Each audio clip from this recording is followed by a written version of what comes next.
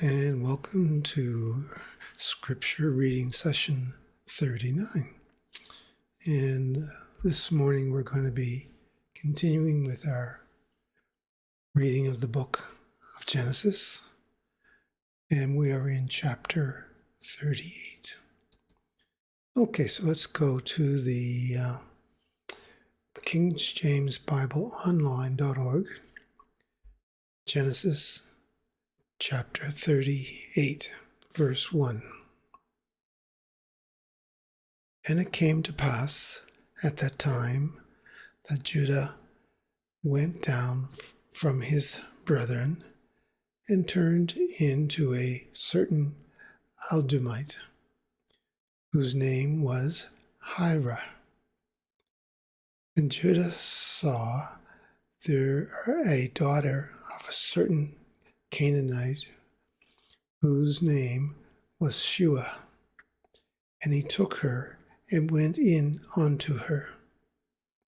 And she conceived and bare a son, and he called his name And she conceived again and bare a son, and she called his name Anah. And she yet again conceived and bare a son, and called his name Shelah. And he was at Shibzeh when she bare him. And Judah took a wife of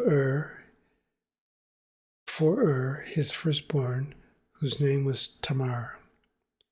And Judah's firstborn, was wicked in the sight of the Lord, and the Lord slew him. And Judah said unto Onah, Go in unto thy brother's wife, and marry her, and raise up seed to thy brother. And Onah knew that the seed should not be his.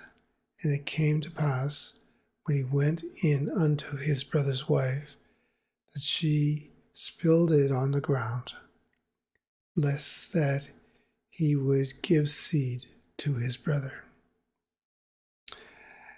And the thing which he had displeased the Lord, wherefore he slew him also. And he said Judah to Tamar his daughter-in-law, Remain a widow at thy father's house, till Shelah his son be grown. And he said, Lest peradventure he die also. Also his brethren did. And Tamar went and dwelt in her father's house. In the process of time, the daughter of Shua, Judah's wife, died, and Judah was comforted and went up unto his sheep herders to Timnath, he and his friend Hira the Adamite. And it was told Tamar, saying, Behold, thy father-in-law goeth up to Timnath to shear his sheep. And she put her widow's garment off from her, and covered her with a veil, and wrapped herself, and sat in an open place, which is by the way to Timnath. And she saw that Shelah was grown, and she was not given unto him a wife. When Judah saw her, he thought her to be a harlot, because she had covered her face. And he turned unto her by the way, and said, Go to, I pray thee, let me come in to thee, for he knew not that she was his daughter-in-law. And she said, What wilt thou give me, that thou mayest come in unto me? And he said, I will send thee a kid from the flock. And she said, Wilt thou give me a pledge till thou send it? And he said, What pledge shall I give thee?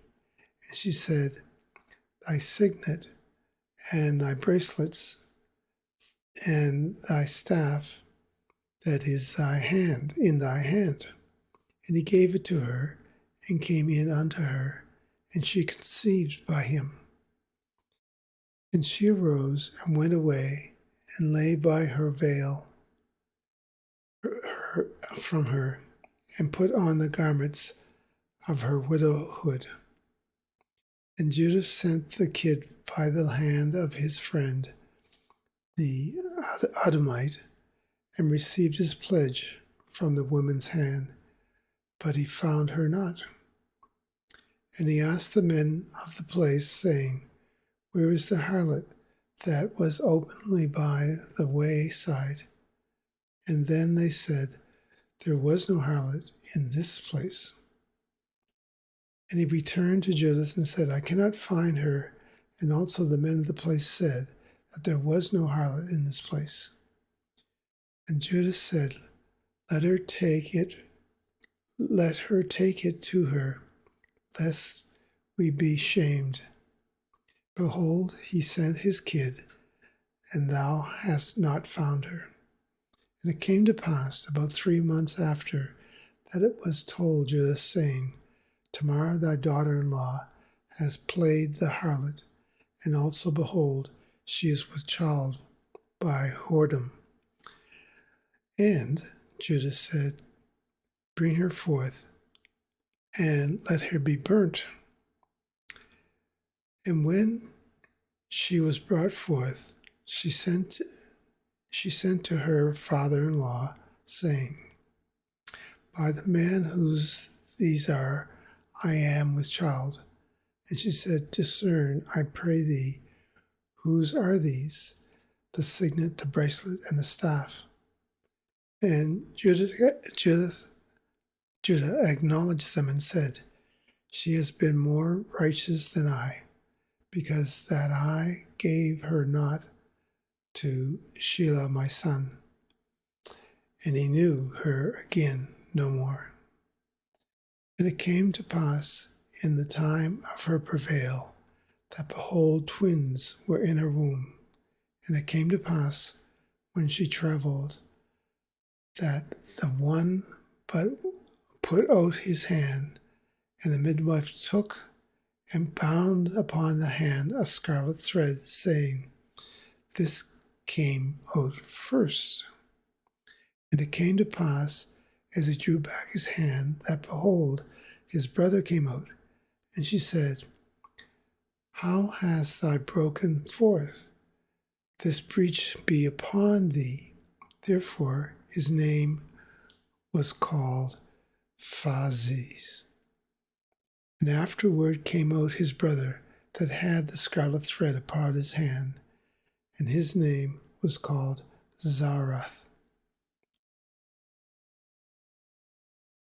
Okay, another one of these interesting chapters seems to have some morality issues going on here. Let's just skip through some of the verses here. Again, in verse 1, it identifies who we're talking about, Judah, and where he went to Bethlehem. And it seems to be about finding a wife for his son. But the process started in verse 2, where he saw a certain Canaanite whose name was Shua, and he took her and had some sons. She conceived a son, another one, Onah, and a third son, Shelah. And Judah took a wife for his firstborn, whose name was Tamar. So he went and found a wife for her. But was a bad guy, and the Lord took him. And Judah said unto Onah, Go unto thy brother's wife, and marry her, and raise up her seed. So raise her his brother's wife as his. So in verse 9, there's a weird one there where his brother's wife didn't want that and kind of refused to conceive. And then in verse 11, there's Tamar, his daughter-in-law. Stay as a widow in this house and wait till my son is grown up. And so as time goes on, I guess Tamar didn't want to do that. So she just naturally took off her widow's clothes, and she just sat in an open place where she was visible. And then in 15, Judah saw her and thought she was a harlot. And this is an interesting interplay. So one thing leads to another. So she makes a deal with him. Says, what are you going to give me for this service? And he promises her a goat. She says, well, give me something to hold until then. So she gets the bracelet and a signet, a bracelet, and a staff, and she keeps. Make a long story short, Judah goes to repay her, but sends a friend to do it. But he can't find her because there is no harlot. And in verse 23, Judah said, let her take it, and lest we be shamed. So there's a big concern that I guess there was a little bit of ethics there, so he had made a deal. So in any event, the bottom line is that it was his daughter-in-law. And let's see here. So, but she had twins. And this is the story about where a hand comes out in verse 28, which was be identified as the firstborn. So the midwife put a scarlet thread around that hand. And but then the other twin came out, and the firstborn actually came out second. Very interesting little chapter there. Not sure of if there was some deeper meaning here, but it's interesting. There seems to be a lot of stories about how the behavior of men and women and these strange relationships. Be interesting to do a little bit of research later and to find out what these are. Okay, so we'll continue on with chapter 39 tomorrow.